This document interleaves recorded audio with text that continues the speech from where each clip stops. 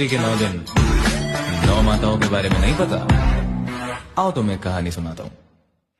पहला रूप शैलपुत्री सती रूप अवतरत, तृतीय है ब्रह्मचारिणी शिव को जो समर्पित, चंद्रघंटा वो जिनके मस्तक पर चंद्र विराज विराज, कुष्मांडा माँ सब ब्रह्मांड को खुद से उपाधि, स्कंद माता का पंचमी सर्व मोक्ष अंतया, छठवीं माँ कात्यायनी कष्ट रोग सब हरा, काल हरे काल निवारे भूत प्रेत दर कहाँ है, भय से भी मुक्त सदा हो काल रात्रि जहाँ पे, श्वेत वस्त्र महागौरी अष्टमी को विराजे, सिद्धिदात्री हो नवमी हाथ चक्र वो साजे दोनों।